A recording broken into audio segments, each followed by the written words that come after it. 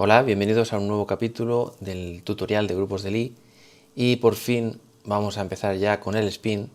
Y tengo que decir que en la preparación del spin, claro, como me gusta partir desde cero absoluto, pues claro, me ha llevado unos cuantos días decidir por qué empezar, ¿no?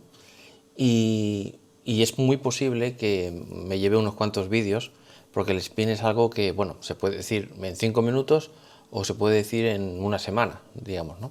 Entonces yo voy a elegir hacerlo de la forma intermedia, ni tardar 5 minutos, ni tardar una semana o un mes o no sé cuánto.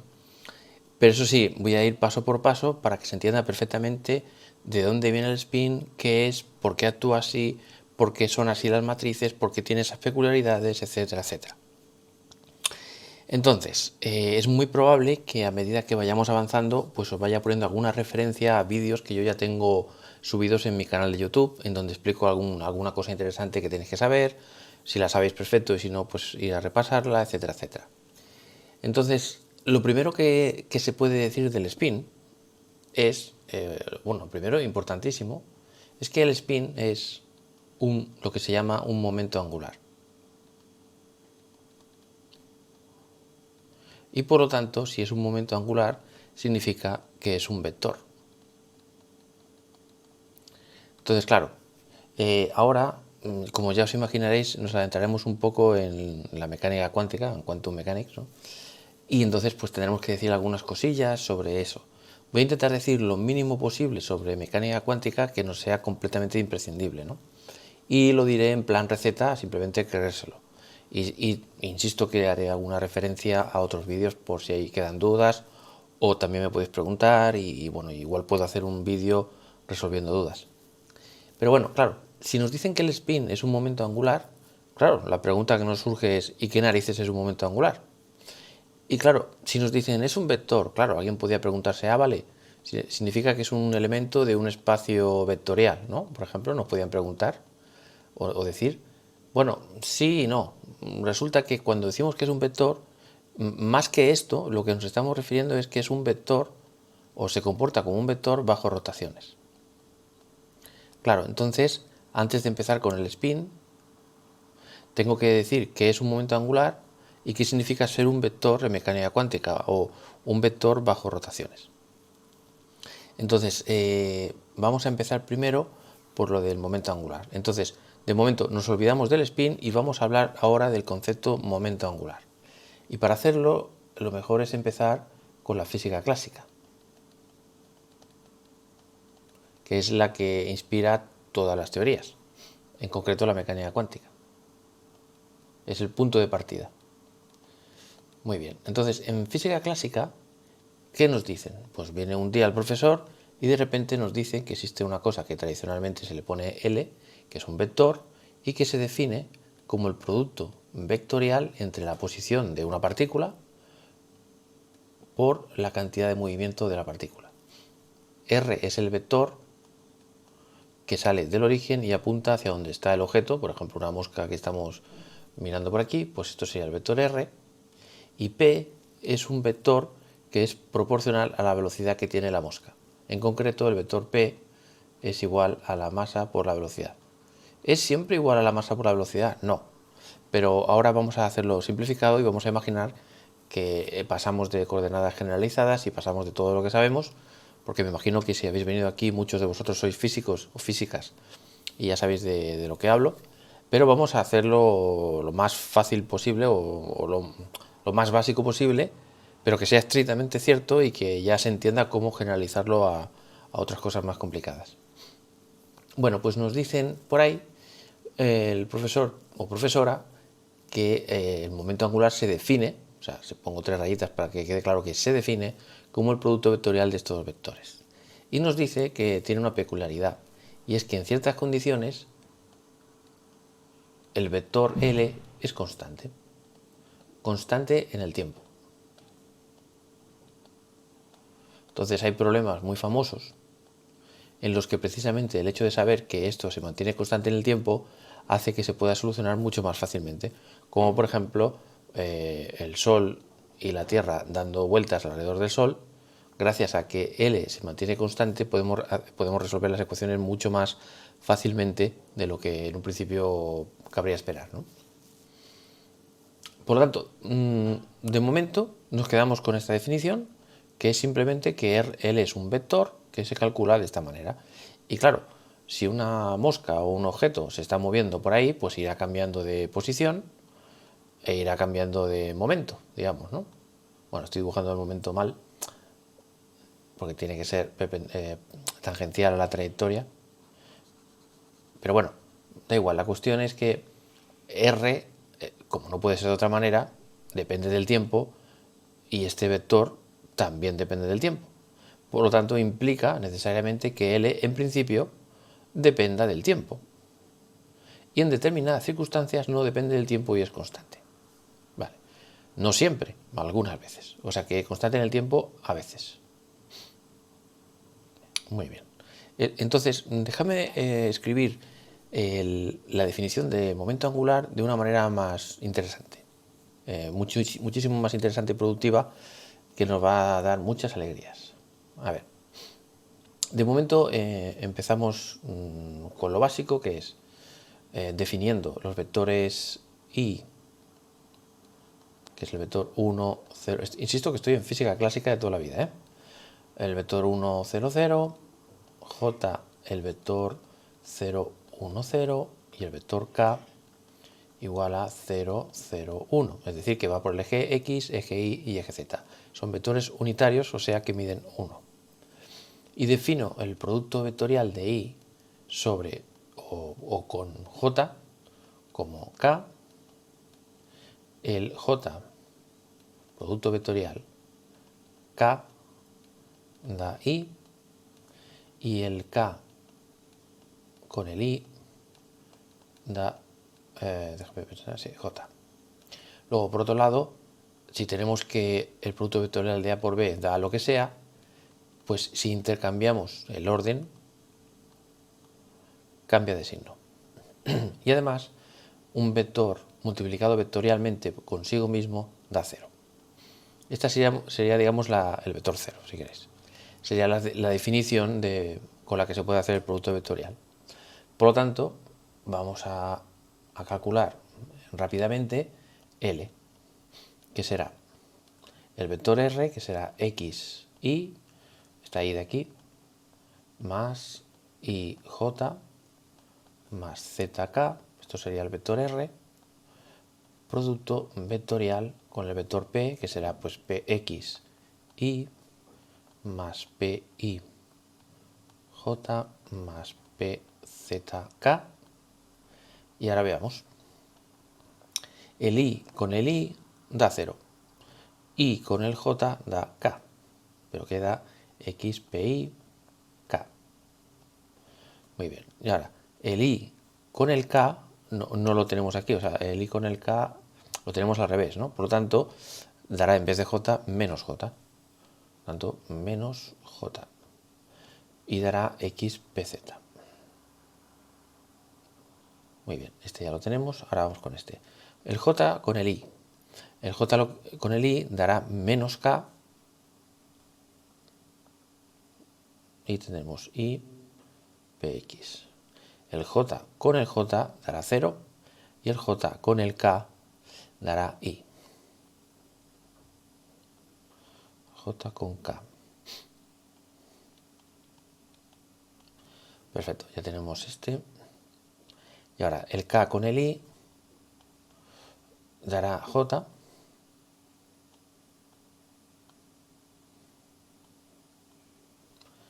El k con el j dará menos i. Es z, pi. Y por último el k con el k da 0. Perfecto. Así pues, tenemos que el señor L será, a ver, todo el mundo que tenga una i será una i por aquí y una i por aquí.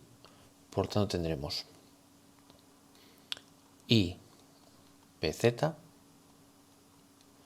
menos z pi. Luego, ahora vamos con el j. Tenemos j por aquí y j por allá. O sea que será z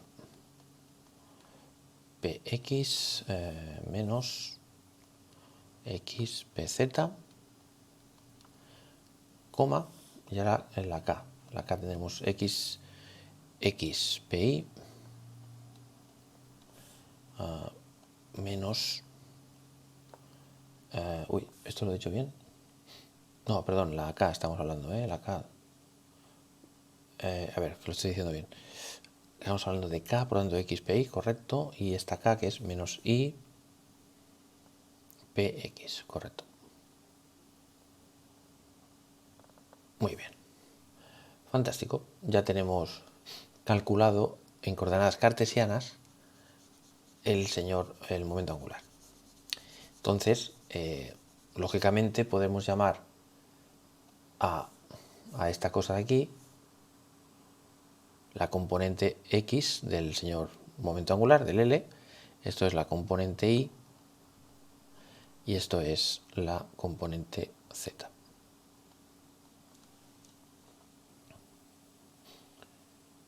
Vale, vamos a dibujar un momento los ejes de coordenadas y vamos a imaginarnos que hay una pelota por aquí moviéndose siguiendo las leyes de Newton y que tiene, yo qué sé, el momento angular, pues por ejemplo, así. Claro, alguien nos puede decir, oye, ¿cuánto vale la componente z del momento angular? Pues le diremos esta. Pero existe una manera de decirlo también, que es que podemos definir la componente z del momento angular como el vector 0, 0, 1, producto escalar L.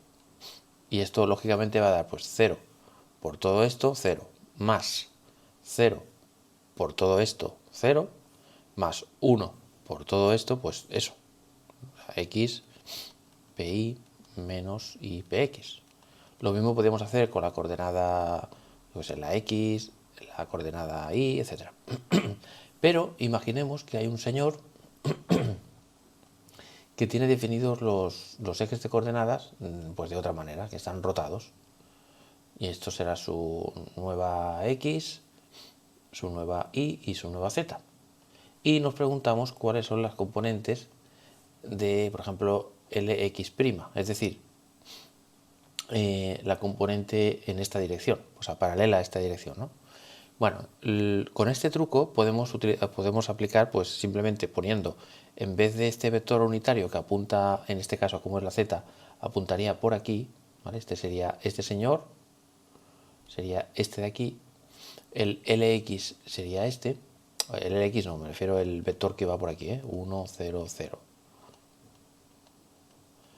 El y iría por aquí y sería el 0, 1, 0. Pues si ahora, por ejemplo, el x' tenemos un vector que es este, por ejemplo, ¿no?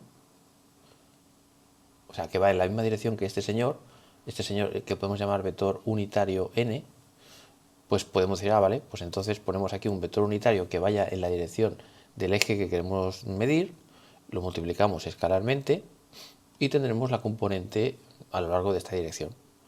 Pues esto es muy útil y entonces podemos definir, si queréis, bueno, pues n por L, por cierto, el gorrito este, como ya he dicho alguna vez, significa un vector unitario, es decir, un vector cuyo módulo vale 1.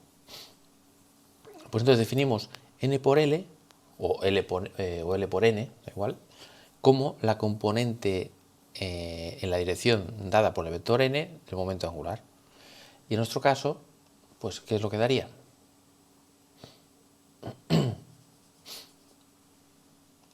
Pues daría simplemente n1, o sea, la componente,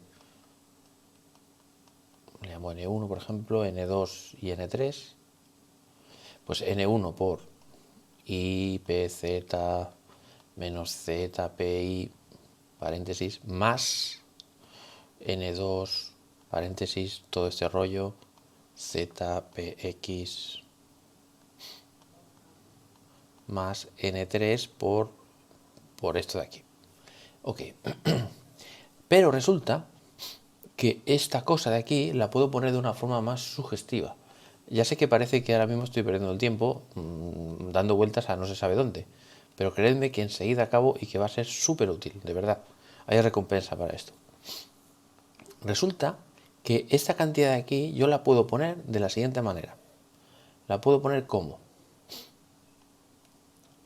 el vector x, y z, pero formando una fila, aquí una matriz y aquí el vector px, pi, pz en forma de columna. Y lo que va aquí, tachán, tachán, es directamente, que lo diga bien, correcto, exacto, n1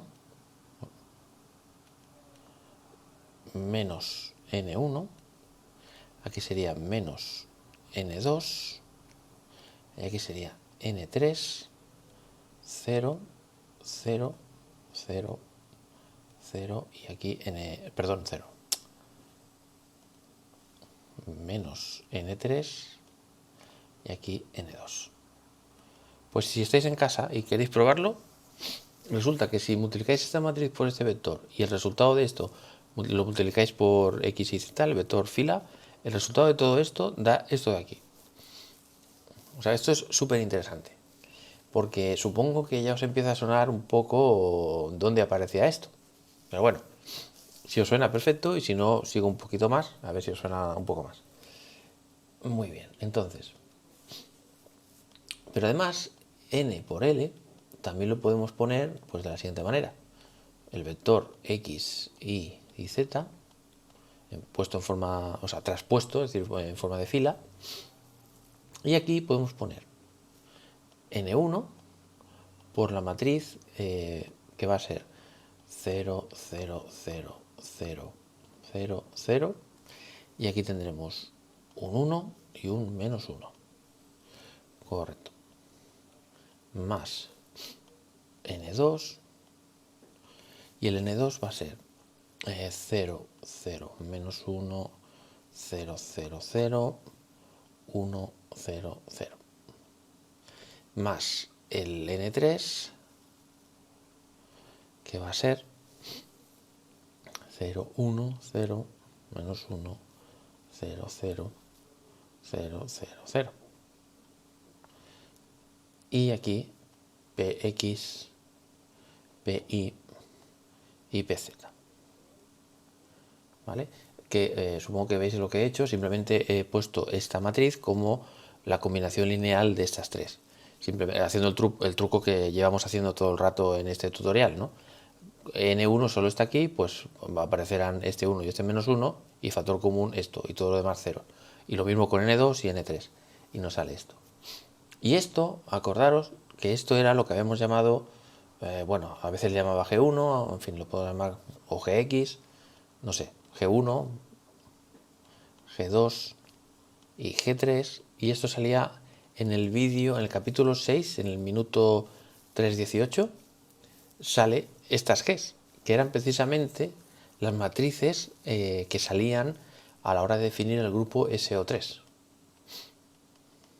Es decir, que ya viendo esto, vemos que existe una relación entre el momento angular y las matrices que son los generadores del grupo SO3. Por lo tanto, hay una relación entre momento angular y rotación. Esto es sumamente interesante y vamos a seguir explorando. En cualquier caso, vamos a borrar un poco. Bueno, ya sabemos que estamos en física clásica, no problem. Sabemos que esto es así, que a veces es constante en el tiempo, a veces no. Todo el rollo, muy bien. Ya espero que os acordéis de esto también. Perfecto. Entonces, ¿qué hemos aprendido de momento? Bueno, pues hemos aprendido siempre de momento en el ámbito de la física clásica. Hemos aprendido que, bueno, esto supongo que ya nos acordaremos, ¿no? Bueno, pues la mosca lo pongo aquí. Hemos aprendido que la componente en la dirección dada por n del momento angular se puede poner de esta manera. Y fijaos, vamos a hacer un poco más de nomenclatura para simplificar. Esto es el vector r, pero el vector r, digamos, debería ser así, ¿no? X y Z. Bueno, perdón. A ver, vamos a ver. Normalmente cuando se pone el vectorcito se pone X, y, Z. Cuando se pone R a secas, entonces nos estamos refiriendo a esta matriz, la matriz columna X y Z. Y por lo tanto, si está tumbada, es decir, está traspuesta, pues esto de aquí es R traspuesta. Por lo tanto, podemos poner aquí R, la matriz R traspuesta, que es el vector posición, pero traspuesto. Y esto lo podemos poner como el producto vectorial, perdón, escalar, de n por el vector g, digamos, ¿no? En donde el vector g es un vector un poco raro que está compuesto de 3 matrices. Por supuesto, esto es simbólico porque esto o sea, no tiene demasiado sentido, ¿no? Un vector de 3 matrices es algo simbólico, pero que es muy útil, como ya veréis. Por lo tanto, todo lo que hay aquí en medio lo podemos poner como n, producto escalar, este vector g. Si queréis ponerlo así para que quede claro que esto es una matriz, toda ella, ¿no? Toda esta matriz. Y aquí el vector p normal y corriente. Vale, he borrado todo y ahora dejo almacenado esto aquí. Y ahora voy a explicaros otra cosa que parece que no tenga nada que ver, pero sí que tiene que ver. A ver, hago un pequeñísimo inciso. A ver, supongamos que tenemos una función de 2 variables,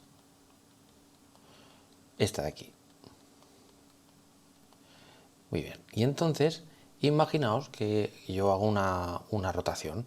Es decir, donde antes había una x, ahora pongo x coseno de teta más y seno de teta. Y donde antes había una y, ahora pongo menos x seno de teta más y coseno de teta. Y lo sustituyo. Sustituyo aquí, claro, ahora será como en principio otra función. Le pongo este simbolito para que sea otra función, digamos, ¿no?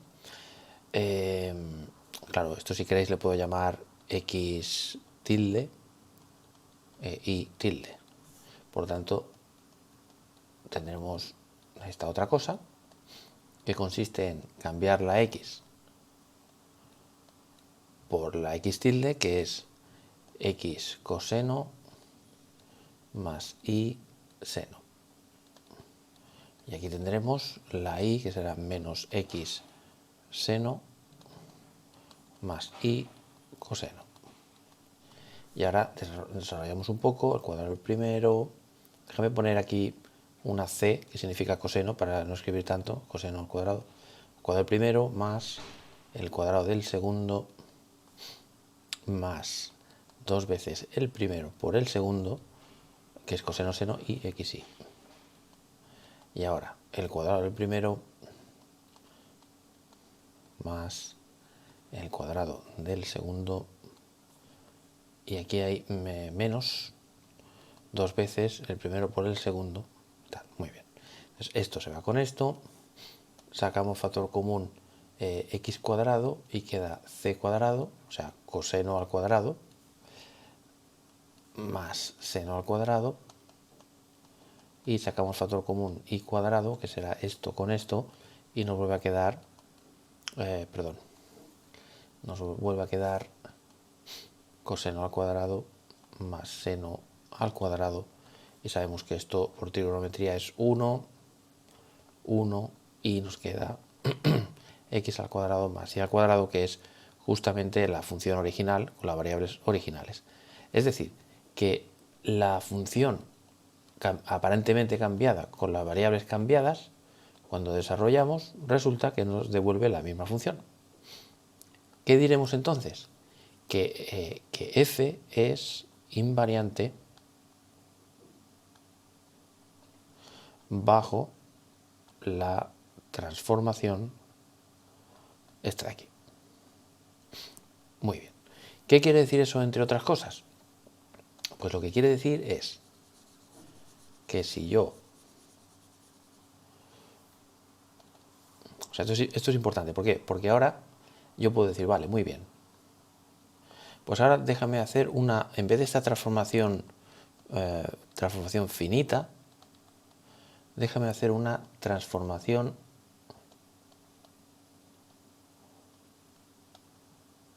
infinitesimal.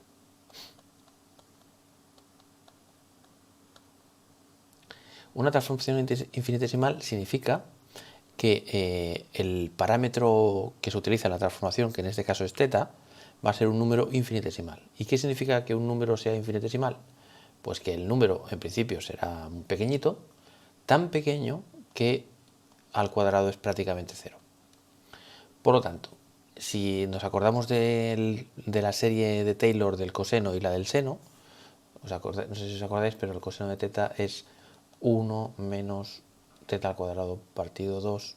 Espera, ¿esto es verdad? Sí, más θ a la cuarta partido 4, bla, bla, bla. Bueno, 4 no, 4 factorial, perdón. El seno de θ es igual a θ menos θ a la 3 partido 3 factorial, bla, bla, bla. Claro, si hacemos ahora una transformación infinitesimal de ángulo epsilon, pues entonces el coseno de epsilon queda pues 1 directamente, porque al cuadrado y a la cuarta son 0, porque hemos dicho que infinitesimal significa esto, y que el seno de epsilon queda aproximadamente epsilon. Solo sobrevive este término porque a la 3 ya da 0. Ok, por lo tanto, vamos a suponer que hacemos una transformación infinitesimal que por tanto querrá decir directamente esto, que x tilde será aproximadamente x por coseno, que lo pongo en 1, más y por seno, pero el seno es aproximadamente epsilon. Y luego la y tilde será aproximadamente y por coseno, perdón, y por menos seno, por tanto es menos epsilon más, perdón, menos x por el seno, que es epsilon, más y por el coseno, que es 1. Bueno, esta transformación. Lo que pasa es que normalmente me gusta poner, en vez de, o sea, empezar primero con la misma letra que hay aquí. Por lo tanto, déjamelo poner menos x epsilon al otro lado. Ahí está. Muy bien. Entonces, podría decir, bueno, pues venga, ¿cómo será una transformación infinitesimal aquí? Pues esta transformación será, cogemos la señora esta y decimos, en vez de x, vamos a poner x más una cosita pequeña, y en vez de y, vamos a poner y menos esta cosita pequeña. Y ahora, si aplicamos la fórmula de Taylor, no sé si os acordáis que la fórmula de Taylor, hay una versión de la fórmula de Taylor que para dos variables que dice que si tienes esto aquí, donde A y B son pequeñitos, esto aproximadamente es la función en x e y más a por la derivada de f con respecto de x más b por la derivada de f con respecto de y. Muy bien, aplicando esta fórmula pues nos quedará primero la función normal y corriente, que será esta, x cuadrado más y al cuadrado, más lo que hace de a, ahora es esto, por tanto epsilon y ahora la derivada de f con respecto de x, que ahora la calcularemos, y ahora la b, lo que hace de b es esto, por tanto menos epsilon x, la derivada de f con respecto de y. Muy bien. La derivada de f con respecto de x es 2x y la derivada de f con respecto de y es 2y. Por lo tanto nos queda x cuadrado más y al cuadrado más epsilon factor común, y aquí nos queda 2xy y aquí nos queda menos 2xy también. Y fijaos que esto se va y nos queda que la función tilde es aproximadamente igual a la función original en una transformación infinitesimal. La pregunta que yo lanzo es, ¿basta con hacer una transformación infinitesimal para ver qué pasa esto y entonces ya fiarnos de que aunque hiciéramos una transformación finita, también va a ser así? Bueno, la respuesta es sí, solo si estas transformaciones forman un grupo continuo.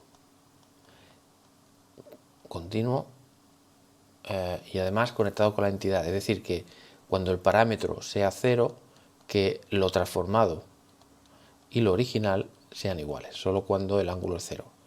¿Vale? Bueno, básicamente si es un grupo de Lie, para entendernos.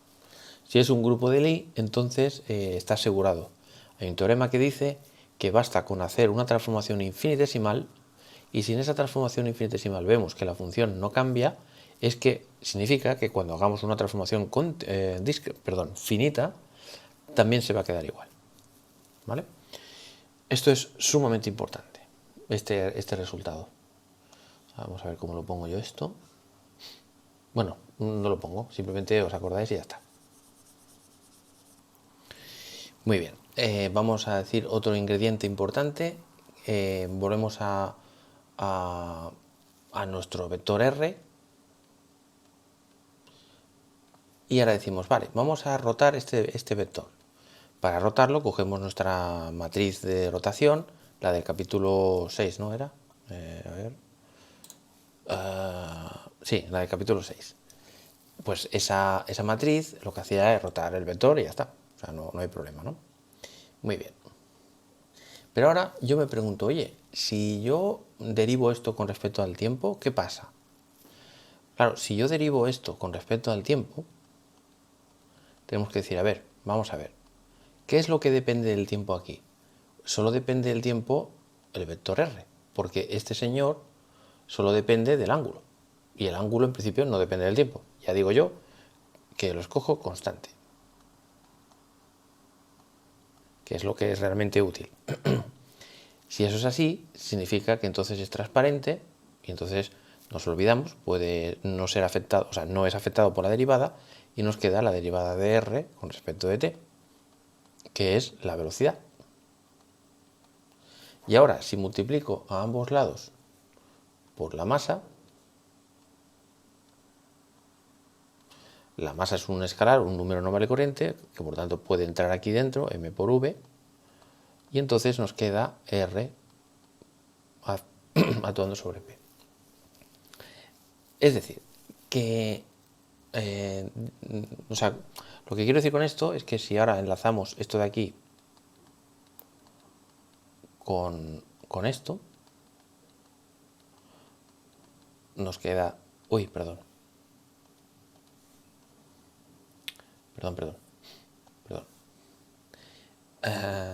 Sí, ¿qué estaba diciendo? Ah, sí, vale, perdón, sí. O sea, ¿qué conclusión sacamos? La conclusión que sacamos es que si el vector posición rota de esta manera, el vector P también rota de esta manera.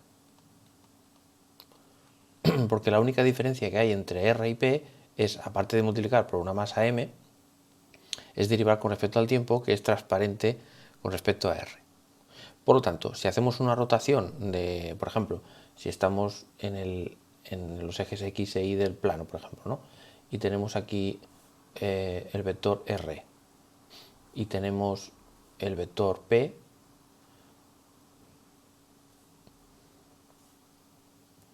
de una cierta partícula que se está por ahí moviendo, y decidimos o bien rotar todo un cierto ángulo constante o bien imaginarnos que hay otro sistema de referencia que está girado un cierto ángulo, pues entonces, lógicamente, lo que va a pasar es que el vector R pues va a rotar lo que sea, por ejemplo 30 grados, esto será el vector rotado, pero claro, el señor ese también va a rotar 30 grados en el mismo sentido y por lo tanto va a ser así.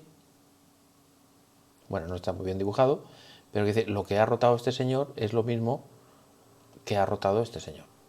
Es decir, que todos los vectores rotan de la misma manera. Porque si uno rotaran de una manera y otro de otra, pues ya ves tú qué gracia tiene esto, ¿no? Todos los vectores tienen que rotar de la misma manera, es decir, con la misma matriz R. Muy bien. Perfecto. Entonces, ¿por qué digo esto? Pues ahora lo digo porque ya vamos a la parte final, en donde vamos a conectar esto con una ley de conservación. A ver, claro, si yo no hago todo esto, no se puede entender bien por qué la importancia del momento angular. Y es clave para luego atacar el spin. Vale, Pues ahora volvemos a la física, bueno, estamos todo el rato en la física clásica, pero recuerdo de nuevo que estamos en la física clásica, y en la física clásica primero vino Newton, y luego vino Hamilton y Lagrange. Y nos dijeron que para el tema de la física clásica hay una cosa que se llama lagrangiano, que depende del vector posición y depende de la derivada con respecto al tiempo del vector posición. Pongo un punto queriendo decir que es la derivada de r con respecto de t. Y bueno, aunque no ponga vector, en teoría estos son vectores, los vectores de toda la vida. Pero no pongo la flecha de vector para no escribir tanto, y espero que ya se entienda que estoy refiriéndome siempre a vector posición y vector velocidad, ¿vale? Porque esto es la velocidad. Bueno, pues en física clásica nos dicen que hay una cierta magnitud que es el lagrangiano, que en su versión más estándar y básica es precisamente, bueno, pues la energía cinética más la energía potencial. La energía cinética es, a ver cómo lo pongo esto, bueno, os lo pongo un momento, o sea, de forma completa. Esto sería la energía cinética, que es un medio de la masa por la velocidad de x al cuadrado más la velocidad y al cuadrado más la velocidad z al cuadrado. Es decir, el vector velocidad, el módulo y al cuadrado. Esto es lo que es esto de aquí. Menos la energía potencial, que depende únicamente de x y z. Vamos a, de momento, obviar la opción de que dependa que esta cosa dependa del tiempo, podría ser, pero ahora vamos con lo que, para lo que queremos hacer en el curso nos es suficiente esto. Bueno, pues lo que nos dice la física clásica es que, dado un lagrangiano, podemos construir la segunda ley de Newton a partir de las ecuaciones de Euler-Lagrange. Claro, esto lo estoy dando como algo que o ya sabéis, o si no lo sabéis, espérate, voy a darle pausa un momento al vídeo para deciros en qué vídeo podéis repasar todo esto. Un segundo. Vale, ya está. Pues para repasar todo el tema de ecuaciones de Lagrange, de Euler-Lagrange, podéis ver el curso de mecánica cuántica, que está en mi canal, concretamente el capítulo 2 y el capítulo 3. Ahí, con que veáis estos, dura media hora cada uno de ellos, o sea, en total es una hora, pero así tendréis clarísimamente de dónde narices viene el lagrangiano y por qué es así y qué significa y todo, ¿vale? O sea, si no os acordáis, yo creo que mejor es que le deis pausa a este vídeo y luego ya volváis, ¿no? Muy bien. Así que doy por hecho que ya o lo sabéis o que habéis ido al vídeo y que lo habéis visto. Muy bien. Pues, ¿qué estamos diciendo? Sí. Vale, pues claro, nos dice la teoría que, dado un lagrangiano, podemos construir las leyes de Newton a partir de las ecuaciones de Euler-Lagrange, que es la derivada del lagrangiano con respecto de la posición ha de ser igual a la derivada con respecto del tiempo de la derivada parcial del lagrangiano con respecto a las velocidades. Muy bien, estas serían las ecuaciones de Lagrange, que son equivalentes a las leyes de Newton. Vale. Alguien me puede decir, oye, un momento, pero esto no era la derivada del lagrangiano con respecto de x igual a no sé qué, a, x punto, y lo mismo con la y, etcétera, etcétera. Sí, efectivamente. O sea, esto es una manera simplificada de ponerlo, pero efectivamente hay tantas ecuaciones como componentes tenga, ¿vale? Estoy haciendo un poco rápido, pero efectivamente es así, si alguno tenía la duda. Muy bien. Perfecto. Ok. Y luego además, también, eso ya no lo dije en los vídeos, a esta cosa de aquí normalmente se le llama P. Bueno, se le llama P porque es P, es que precisamente coincide con, en los casos más sencillos, como masa por velocidad. Y en los casos que sean más complicados, pues esto se le llama momento lineal o momento a secas generalizado. Pero si trabajamos en coordenadas cartesianas y no pasa nada raro, esto coincide con P, la cantidad de movimiento de toda la vida. Ok. Vale, ¿por qué digo todo esto? Bueno, lo digo porque ahora ya viene el momento de preguntarnos, ¿es invariante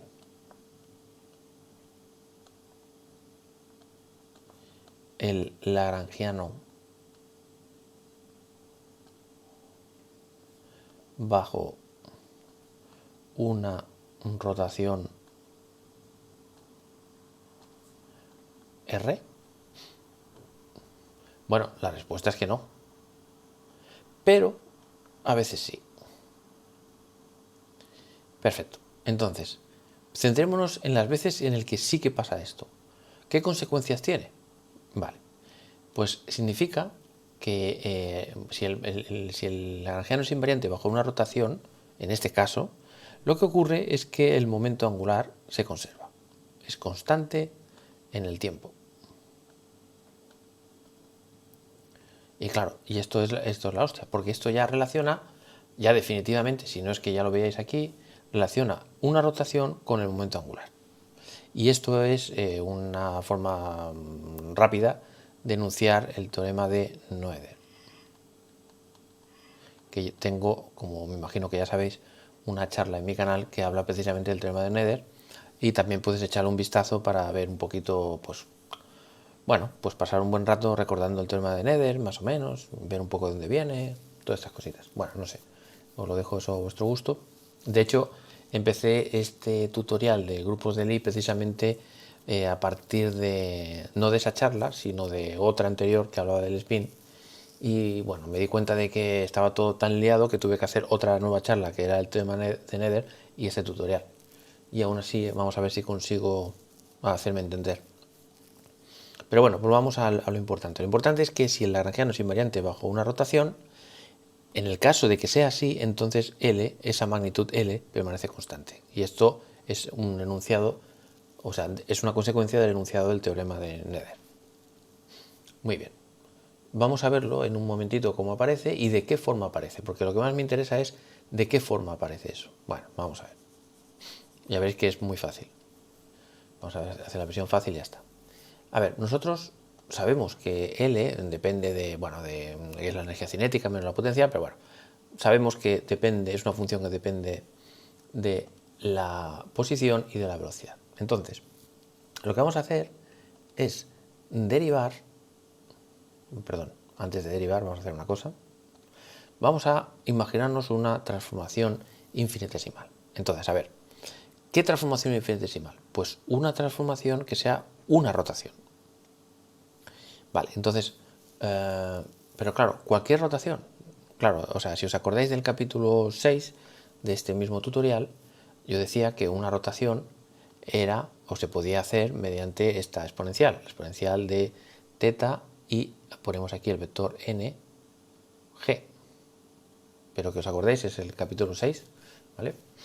Pero claro, si es una rotación infinitesimal, significa que r lo podemos poner aproximadamente como la identidad más epsilon, donde epsilon es un ángulo infinitesimal, recordad, esto es prácticamente cero si es infinitesimal, por el señor este.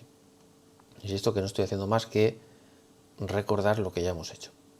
Por lo tanto, vamos a hacer una transformación infinitesimal que además sabemos que forma un grupo de Lie.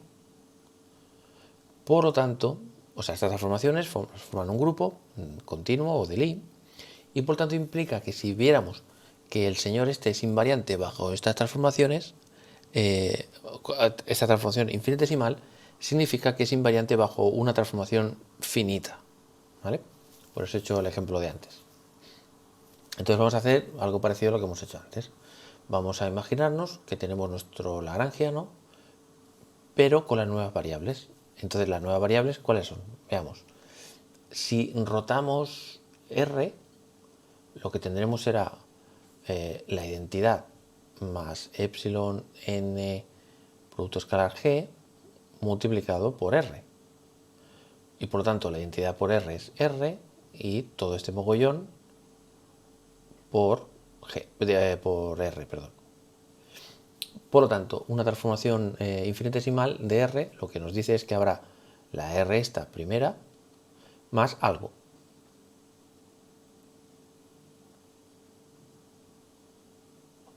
Muy bien. Y ahora acordémonos de que tanto R, o sea, como R punto, por lo que he dicho antes, se transforman, o sea, rotan de la misma manera. Es lo que he dicho antes. Por lo tanto, aquí tendremos, aplicando esta misma fórmula, pero con R punto, bueno, lo pongo ya directamente, pues tendremos esto de aquí. Por lo tanto, tendremos R punto más epsilon n producto escalar G R punto. Y aplicando la definición de polinomio de Taylor para una función de dos variables a primer orden, como hemos hecho antes, pues esto era lo que hacía como de A. No sé si os acordáis, lo que yo había dicho A y B. Pues hacemos la misma historia. Entonces primero nos queda el lagrangiano normal y corriente de R punto, o sea, sin haber transformado ni nada. Y luego nos queda la derivada del lagrangiano con respecto de la primera variable, que es R, o sea, la primera variable, R, por esta cosa que hemos llamado A,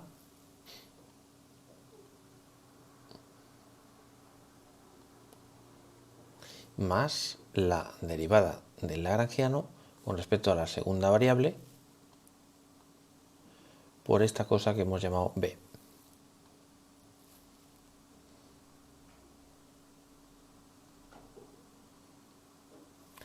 Perfectísimo. Y ahora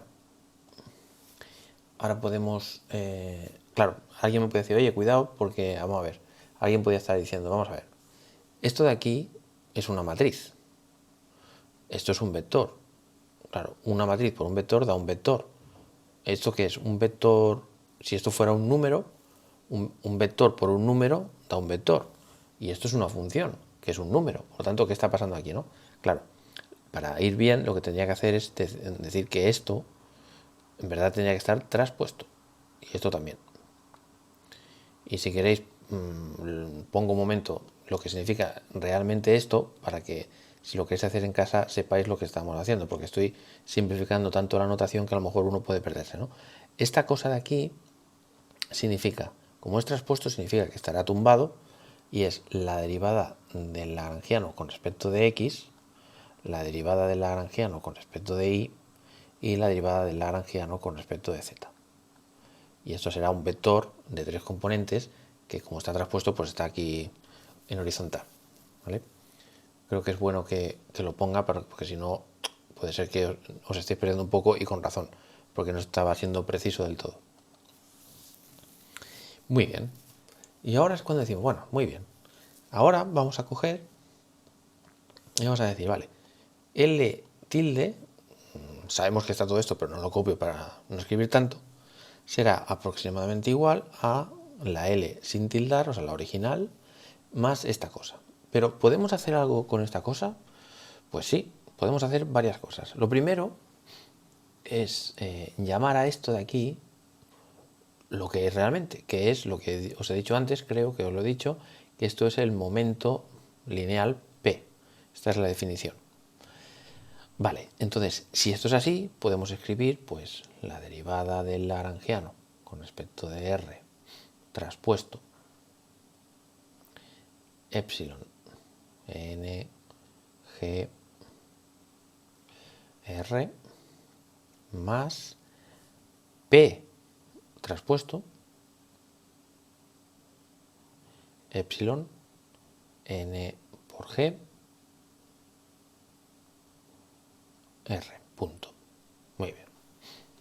Luego, por otro lado, sabemos que esta cosa de aquí es esta de aquí, por lo tanto lo podemos cambiar por esto, es decir, podemos cambiarlo por la derivada con respecto de t del señor P, o puesto en plan rápido, P punto, o sea, la derivada de P. Por lo tanto, podemos cambiar esto por la derivada de P. Y para no escribir tanto, pues lo voy a borrar. La derivada de P traspuesta, ¿eh?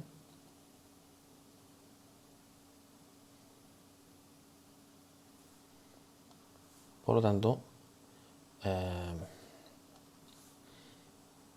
P punto traspuesto. Perfectísimo. Ahora bien, epsilon es un número y los números pues son transparentes, por lo tanto podemos poner epsilon perfectamente aquí, sacando factor común a todo. Y entonces pues borramos epsilon de aquí y lo borramos de aquí.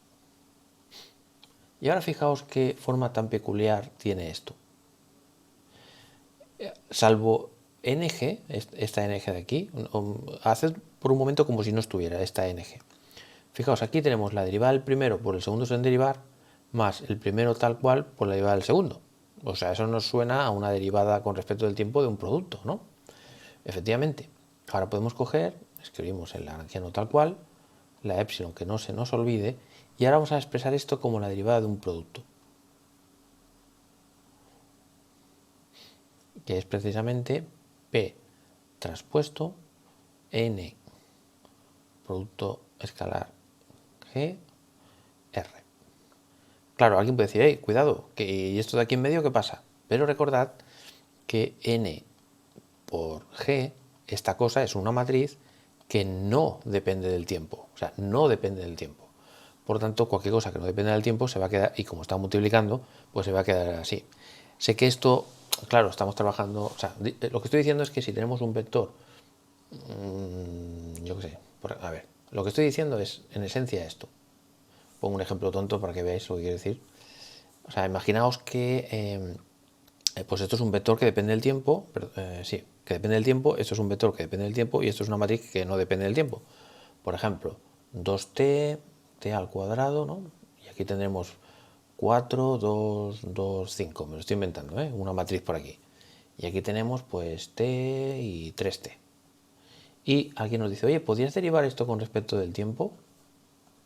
Bueno, pues lo que podéis hacer es multiplicar esto por esto, y lo que dé, pues multiplicarlo por esto, luego derivar, etcétera, etcétera, y veréis que da lo que sea.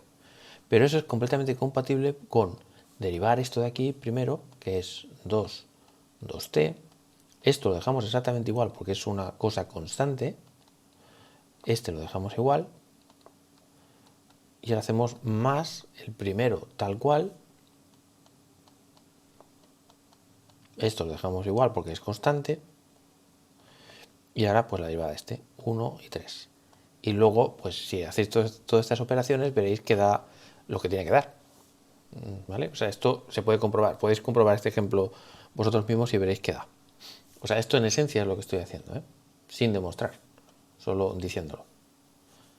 Suerte que somos físicos y le dejamos las demostraciones para los matemáticos, que sé que hay algún matemático por aquí mirando. En fin, lo siento. Vale.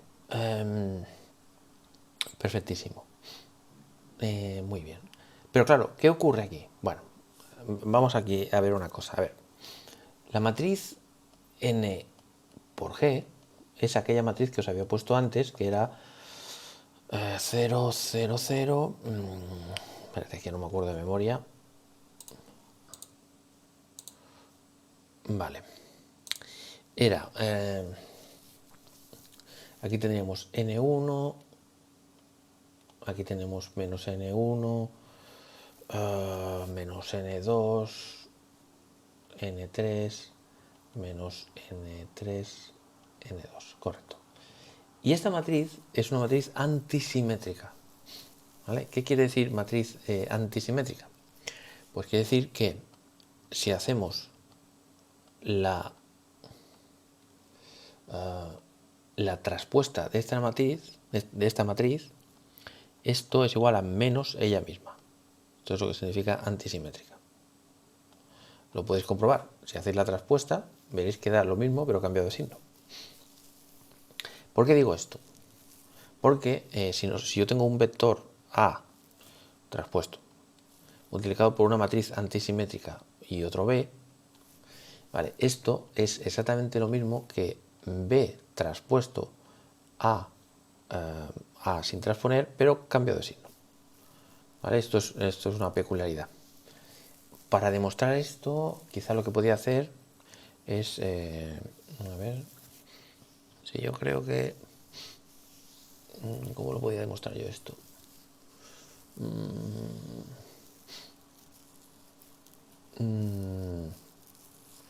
Hombre, yo quizá lo que podría decir para demostrar esta afirmación, que es importante, ya veréis por qué es importante, quizá lo que podría decir es, bueno, a ver, esto de aquí es un vector, esto es una matriz y esto es otro vector.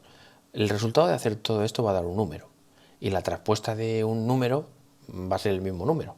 Por lo tanto, lo que puedo decir es que lo traspuesto de esto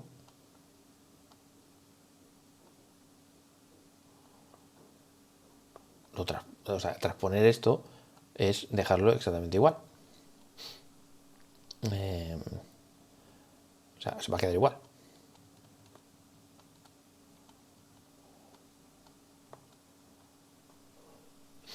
Pero ¿qué es la traspuesta de esta? Pues claro, la traspuesta de esta sería R traspuesto N G traspuesto P. O sea, lo traspuesto de esto es esto. Pero hemos visto que esto, como es una matriz antisimétrica, lo que da es menos ella misma.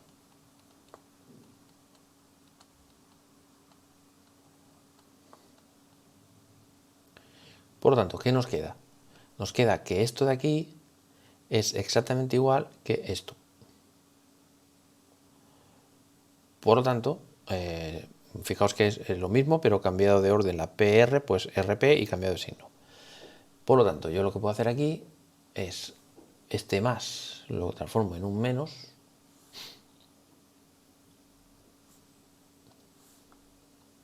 y ahora en vez de una P aquí y aquí una R, pues al revés, R, R y P.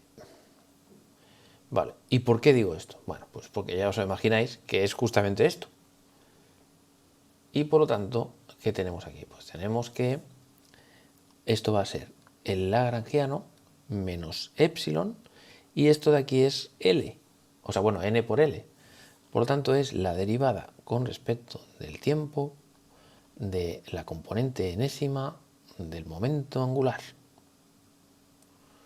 Vamos a fijarnos un poco qué es lo que está pasando aquí. A ver, esto merece un poco de atención porque es un poco el corazón de todo esto. A ver, lo que estamos diciendo es, a ver, ¿qué puedo borrar yo? A ver, ¿qué estamos diciendo? Estamos diciendo que tenemos un lagrangiano que define una física. Estamos en el ámbito de la física clásica en todo momento, ¿eh? Tenemos un lagrangiano, perfecto. Y ahora resulta que hacemos una transformación infinitesimal, es decir, en este caso una rotación, que además sabemos que forma un grupo. Muy bien. Entonces vemos que cuando hacemos la transformación nos sale el mismo lagrangiano, salvo un pequeño factor que es básicamente, nos sale esto. O sea, lo que nos está diciendo es, si esta cosa de aquí, por las razones que fueran, si esto, por lo que sea, fuera cero, querría decir que el lagrangiano transformado sería exactamente igual que el lagrangiano sin transformar. Pero también implica lo contrario. Si sabemos que el lagrangiano no varía, entonces por narices esto tiene que ser cero. Claro, entonces imaginemos que por otros métodos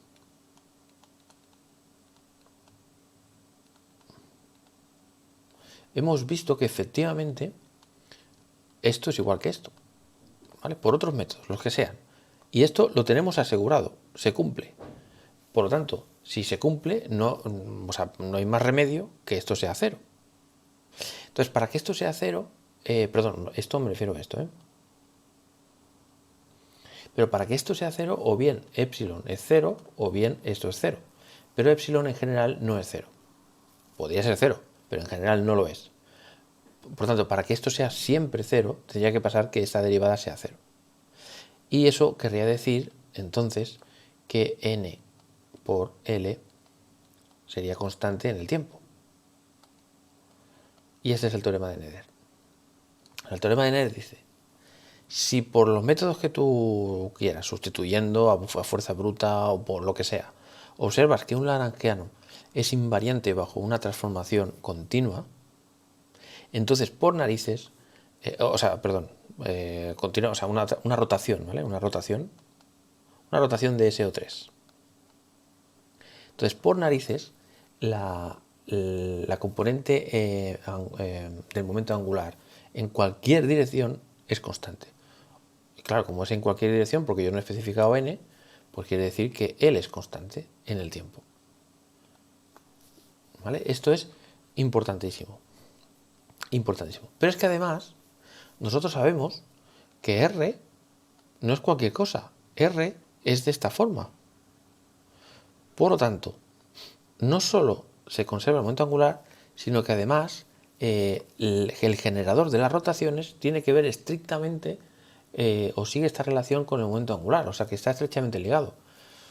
Esto es lo que de alguna manera luego digamos, se expandió al concepto de mecánica cuántica, que es que las rotaciones, o sea, el momento angular genera las rotaciones. Esto es la frase que tendremos que explicar. Aquí igual no se ve tan claro, pero cuando uno estudia mecánica cuántica se hace evidente que es justamente el momento angular el que genera las rotaciones. Esto será más claro en mecánica cuántica. ¿Vale? Aquí simplemente vemos una relación estrecha, estrechísima, pero en mecánica cuántica se ve aún más evidente que el momento angular es el generador. Porque claro, alguien puede decir, oye, un momento, espérate, aquí yo no veo que haya una L, hay una G, ¿vale? Y la L tiene que ver con la G, pero también tiene que ver con la R y la P, ¿de acuerdo? Pero ya veréis en mecánica cuántica que aquí la gente pondrá L directamente por una razón que ya veremos. Por tanto, voy a dar por finalizado este vídeo, que era, digamos, introductorio para ver qué significa ser un momento angular. Y las conclusiones son claras. O sea, si una magnitud es un momento angular, está estrechamente ligado con las rotaciones. Y ya os podéis imaginar que el spin, como ya os digo yo, que es un momento angular, pues también estará ligado a las rotaciones. Pero ¿rotaciones? ¿Qué rotaciones?